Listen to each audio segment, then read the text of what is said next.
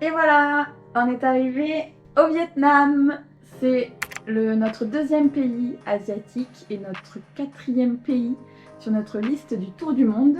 On est parti de Manille et on est arrivé à la capitale, à Hanoï. On va y rester quelques jours ici, mais on ne sait pas combien de temps on va rester au Vietnam. Si on aime bien, on reste. Si on n'aime pas, on s'en va, tout simplement. Mais une chose est sûre, c'est qu'on va se focus sur le nord du Vietnam. Et là où on va aller le plus au sud, ce sera Hoi An, mais pas plus bas. Et donc là, je vous amène découvrir la ville de Hanoï. Le problème, c'est que Hanoï, de ce qu'on a pu voir, c'est une ville assez bruyante. Étant donné que je n'ai pas de micro, je vous fais la visite en voix off. Comme ça, ce sera plus agréable pour tout le monde. Donc bienvenue à Hanoï, la vibrante capitale du Vietnam. Ici, oubliez le code de la route. Et les passages piétons, c'est une simple suggestion sur votre trajectoire. Dans cette ville bouillonnante, il y a une histoire, un passé et une certaine authenticité aussi. L'histoire du Vietnam est palpable à chaque coin de rue. L'architecture de la ville est une mosaïque fascinante, mêlant des influences de l'histoire coloniale française à des temples emblématiques de la culture vietnamienne. Nous sommes allés au musée de la femme qui nous a aidés à mieux comprendre le pays. Nous avons découvert la diversité des coutumes et traditions des ethnies vietnamiennes, notamment la place de la femme. Par exemple, certaines ethnies évoluent dans une société matriarcale, où, je cite, « les hommes habitent chez leur épouse, les enfants portent le nom de la mère, ou encore l'héritage va aux filles, et on préfère avoir plus de filles ». D'autres ethnies évoluent dans une société patriarcale, comme les Black Monks ou les Dao rouges, dont on reparlera plus tard. Le musée met également en lumière le rôle crucial des femmes dans la résistance et leur vie pendant la guerre. Et enfin, nous avons admiré les techniques traditionnelles de confection, comme la broderie Hmong ou Thaï. Hanoï a été notre première immersion dans la culture vietnamienne et notre initiation à sa gastronomie. On a rapidement jeté notre dévolu sur le célèbre banh mi. D'ailleurs, le meilleur banh mi que l'on ait mangé est celui du restaurant Banh Mi 25 ou 25, je ne sais pas. Une adresse incontournable prisée par les habitants comme par les visiteurs, où le monde afflue à longueur de journée. On a aussi testé le egg coffee, qui, comme son nom l'indique, est un café aux œufs, et en 3 mots, je le décrirais comme onctueux, surprenant, mais peut-être un brin écœurant. Ici, on est au célèbre Note Coffee, un endroit où vous pouvez laisser un mot partout dans ce lieu. J'en ai profité pour écrire un petit message à ma famille. Et lorsque le soleil se couche, quelque chose de magique se produit. Hanoï se métamorphose, ses rues s'illuminent de lanternes étincelantes. L'atmosphère devient encore plus envoûtante et c'est à ce moment que l'âme de la ville se révèle pleinement. Nous nous dirigeons maintenant vers une rue typique mais atypique d'Hanoï, célèbre pour son aspect instagrammable, la Train Street.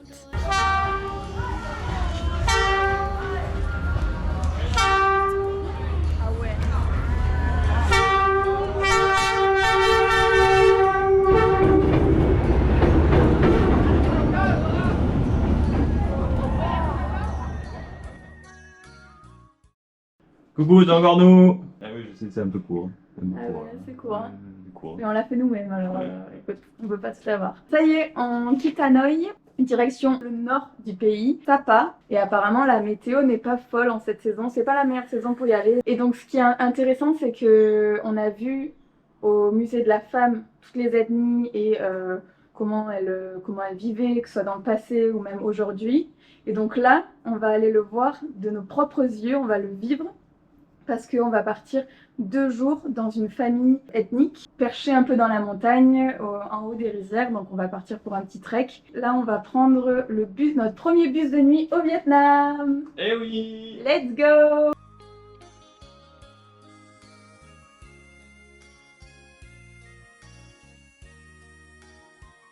Rien que pour l'expérience, on valide.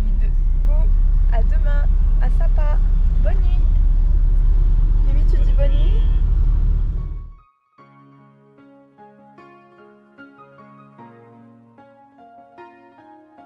Ça, t'es pas trop en galère avec le chat? C'est totalement. Je vais pas la déranger. Ok, donc on a retrouvé Sue et on part rejoindre sa maison dans les montagnes. Hello, my name's Sue. Welcome to Sapa. Ce qu'on redoutait le plus est arrivé. Le temps n'est pas du tout avec nous. Il y a beaucoup de brouillard, donc je pense qu'on va pas voir les rizières. On est à la plus belle vue de toutes les rizières de Sapa. Ouais. Montre-leur, C'est montre-leur. magnifique, c'est magnifique. Mais le but, c'est surtout de découvrir leur culture et l'ethnie des Hmong. Là, donc, on est parti du village de Sapa. De 10 km. Petit trek de 10 km, tranquillou. On pensait que c'était la pire saison pour venir, mais en fait, c'est la saison la plus sèche. Ici, c'est juste que c'est tout le temps venteux et brumeux. Là où il pleut tout le temps, c'est en mai-juin. Donc là, c'est vraiment très très sec. Oh, petit canard. Petit canard. Bon, vous l'aurez compris, nous ne verrons jamais ces fameuses rizières. Mais on a été complètement immergés dans les explications dessous sur les coutumes et la culture de l'ethnie des Hmong noirs. Parmi les 54 ethnies minoritaires du Vietnam, 6 d'entre elles vivent ici dans les montagnes de Sapa, dont les Black Hmong et les Red Zao, qui portent fièrement leurs costumes traditionnels. Zao Annie et Black Hmong Annie. On est en 2024 et pourtant on a ce sentiment de faire un bond dans le temps, loin de l'ère de la révolution industrielle où les savoir-faire ancestraux sont préservés. Prenons l'exemple de leurs vêtements traditionnels confectionnés à partir de chanvre, une plante qu'ils cultivent ici. Bon, et ils la fument aussi, mais ça c'est autre chose. Les femmes Hmong passent ensuite par plusieurs étapes de tissage pour créer ces pièces uniques. Ça, c'est du chanvre. Ouais.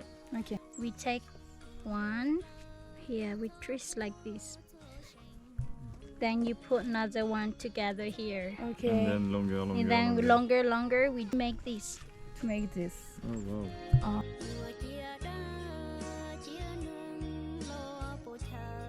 So we have to do this. You have to learn when you are younger. You're married, your mother-in-law will get you do this one. Ah. Change.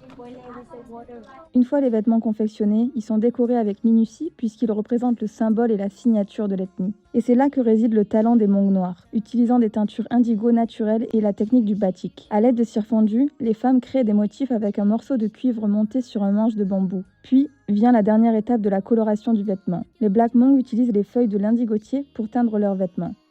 We grow this plant here. Yeah, We okay. kept all the plant. We leave inside the big bottle with the cold water, Ok. and we put the plant with the water for 3 days. And we will going to using to dye this fabric. Oh wow. Longer dye turns black. Shorter Okay. dye turns blue. Wow. That's why people call we are black Hmong. And with the flower Hmong, we have the same speaking, just different dress. Une fois les motifs en cire séchée, les tissus sont trempés dans des cuves d'indigo préparées naturellement pour atteindre la teinte d'un bleu foncé profond. And this the water, and when we dye it, we put this one over Oh, into yeah. the middle because down the bottom there is a resin. So they put this fabric, and then we're going to leave here for 40 minutes, and we leave up in here for 20 minutes, up in them for 4 hours. Nos découvertes ancestrales des Hmong continuent avec Su qui nous présente les différents instruments transmis de génération en génération.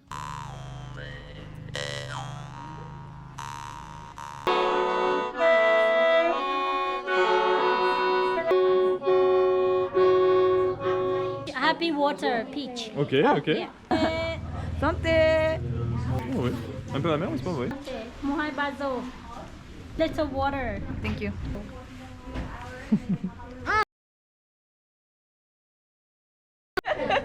I'm a you surprise. Au Vietnam, dormir chez l'habitant n'est pas autorisé. Il faut que le lieu soit agréé auprès du gouvernement. On a donc dormi chez Mimi avec 4 autres Allemands.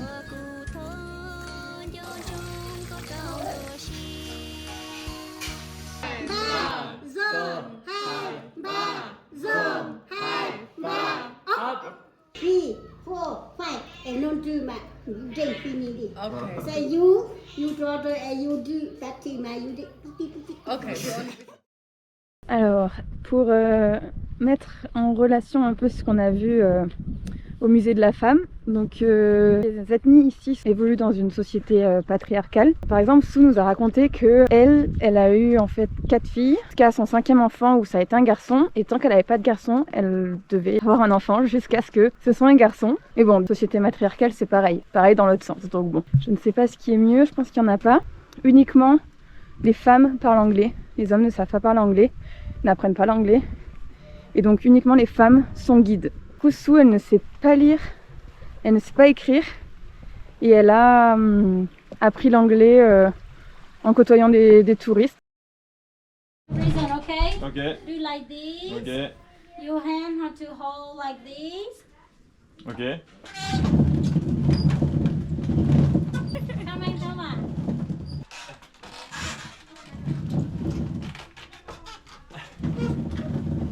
Got it.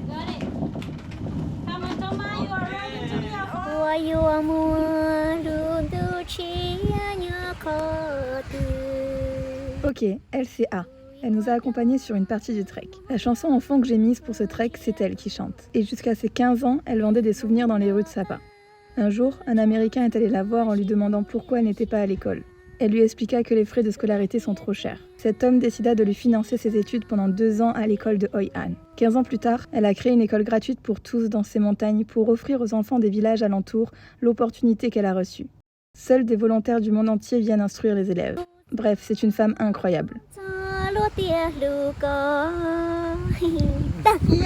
le trek est fini. On est à 20 minutes de la ville de Sapa. Du coup, on va retourner à la ville de Sapa pour la visiter et pour voir un peu l'opposé d'ici. Allez, let's go. Et voilà. Alors, comme vous le voyez, c'est très civilisé et très touristique, comme un Village de montagne. comme un village de montagne. Un peu plus animé. Un bon Courchevel. Un bon Courchevel, oui. À 6 heures de bus depuis Sapa se trouve notre prochaine destination, Hajiang, située dans le nord du pays. Notre objectif ici est de faire une boucle en moto appelée la Hajiang Loop. Cette boucle d'au moins 300 km nécessite un minimum de 3 jours pour être parcourue. Depuis 2018, la Hajiang Loop est devenue un lieu incontournable et attire de plus en plus de touristes. En même temps, elle a de quoi. Mais ce succès a également engendré quelques accidents plus ou moins graves et désormais, de nombreux contrôles de police sont effectués le long de la boucle. Il existe donc plusieurs options.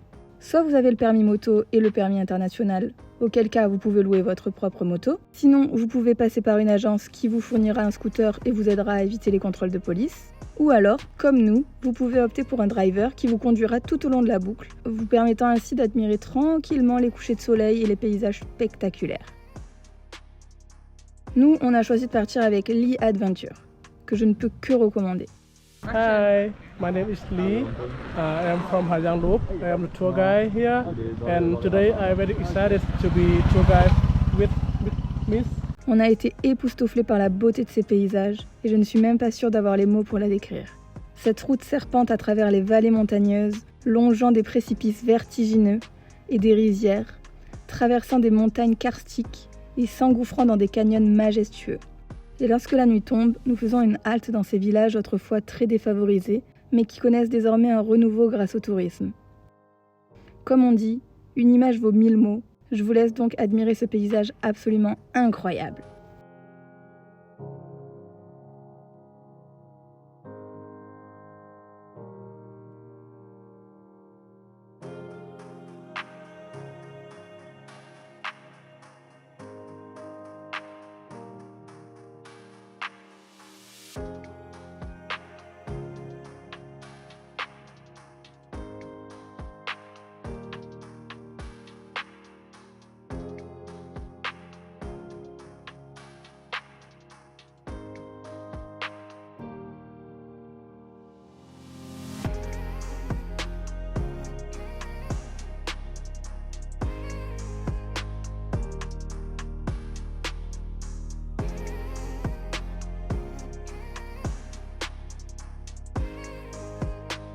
On est au point le plus connu, je dirais, je pense, qu'on a vu sur tous les réseaux sociaux.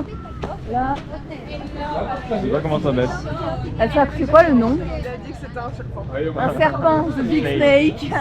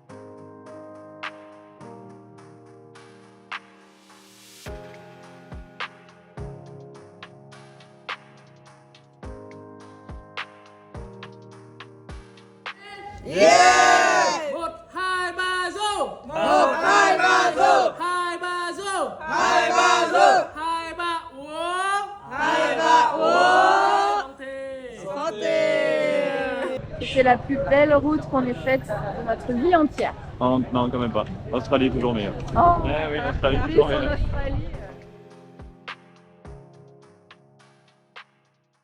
Nous sommes dans notre nouvelle destination. Mimi déjà équipée pour partir. Car bang bang. On est à Cao Bang, donc là on est monté dans le nord du Vietnam. On est à la frontière de la Chine. En fait c'est un endroit très peu touristique. Pour venir ici donc de Ha Giang, se retrouver dans un bus donc local parce qu'il n'y a pas de bus touristiques qui viennent jusqu'ici. On est Si, mais from Hanoï, depuis Hanoï. depuis Hanoï, ouais. Pas depuis Ha Giang. Mais il y a très peu de bus qui viennent Ouais. ici de toute façon. Enfin, on était 4 touristes dans un bus. C'était rigolo. Ah ouais, 10 heures de bus pour venir ici, alors qu'il n'y a que quelques kilomètres. 237 exactement. 237 10 heures. km. On voulait trouver le Vietnam authentique et hors des sentiers battus et je pense On y que est. c'est exactement ici. Personne ne parle anglais, personne. Là on va faire les alentours avec le scooter pendant 2 jours. Et en fait, l'un des 2 touristes qui était avec nous dans ce fameux bus, du coup, on a sympathisé et on va passer la journée avec lui. Donc c'est un Tchèque, Martin il s'appelle. Donc on va être tous les 3. Devant l'œil de Dieu. En fait, pour arriver au point le plus loin qui est la cascade, qui a 2 heures de scooter quand même, Ouais. on s'arrête sur des petits points. Et donc il y a cette très célèbre Roche. roche avec un trou. Et c'est très très beau. C'est magnifique. Ouais. Mais après 1 heure de scooter, on a très froid. On a très très froid.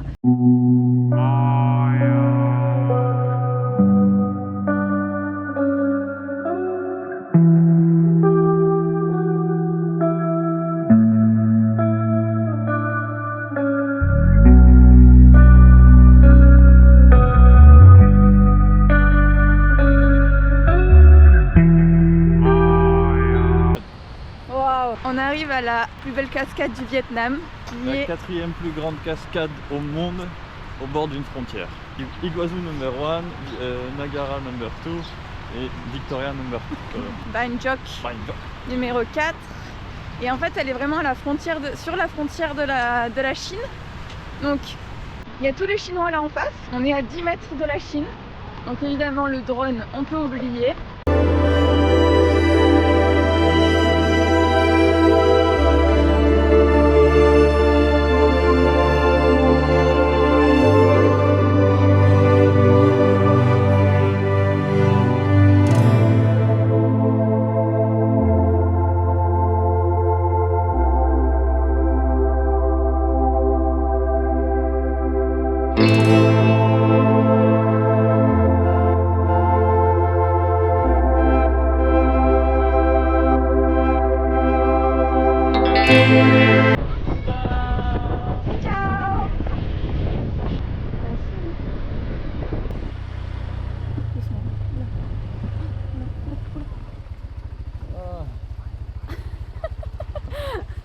Bon.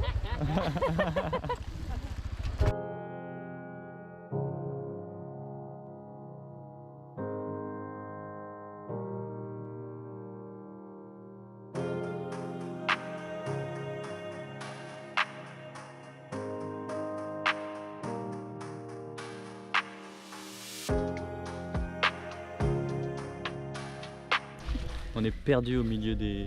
J'allais dire Philippines, non, au milieu du Vietnam. Oui, À la là, on est frontière perdu. chinoise. On cherche en fait un point de vue pour voir vraiment toute la vallée dans laquelle on se trouve et avoir un peu le même point de vue que le drone voit, mais on galère. On l'a pas trouvé. Mais je pense qu'on le trouvera pas. Ouais, je pense qu'on le trouvera pas et vu que personne parle anglais, c'est difficile. On a beau leur montrer la photo, ils nous disent oui, oui, c'est là, c'est là. C'est là, mais- c'est là. Oui, mais on cherche le point de vue. Qu'on capte pas, il n'y a pas de Google Translate ou quoi que ce soit. Ouais, c'est extraordinairement beau. On dirait qu'ici, ils ont jamais vu de touristes, donc du coup, ils sont tout foufou, tout contents quand ils nous voient. C'est trop chou.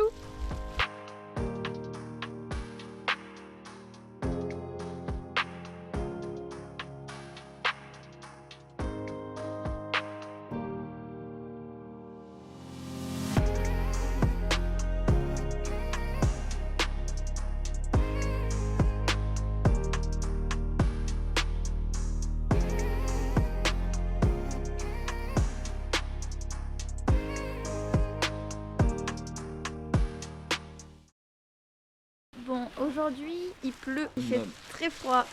On est juste allé dans les villages aux alentours. La petite blonde m'a forcé. Il voulait J'étais pas trop. obligé, j'ai mal au dos, j'ai froid et je suis obligé quand même. J'ai Du mal au coup, dos. là, on est dans un village où ils font l'encens. Donc on les voit faire, c'est très intéressant. Et après on va dans un autre village à côté où ce sont que des forgerons. En fait ici cette région c'est l'authenticité à l'état pur. Ce sont 200 familles de forgerons qui font principalement des couteaux. Et apparemment ils ont énormément de commandes, qu'ils ont beaucoup de travail et ils gagnent plutôt bien leur vie ici. Ils sont forgerons. Et voilà, de retour au chaud. Et je crois que on va clôturer cette vidéo sur toutes ces belles choses qu'on a pu voir et ces expériences qu'on a pu vivre dans le nord du Vietnam. Et en fait, si on doit faire le point du Vietnam, on a beaucoup hésité à venir. On a même hésité à l'enlever de notre tour du monde parce que beaucoup de voyageurs qu'on a rencontrés ou qu'on a pu voir sur les réseaux sociaux ont eu de mauvaises expériences au Vietnam. Ils nous ont fait de retours plutôt négatifs, notamment concernant les habitants qui peuvent être agressifs, arnaqueurs, peu souriants, parfois même méchants. Et on a quand même décidé de venir nous faire notre propre avis, qu'on regrette pas du tout, parce qu'on n'a pas du tout ce ressentiment-là. On se sent très bien ici. Et c'est peut-être parce qu'on n'attendait rien du Vietnam finalement qu'on est agréablement surpris. On va clôturer là-dessus et j'espère que la suite du voyage au Vietnam va continuer à nous surprendre de manière positive. Allez, bisous, à très vite!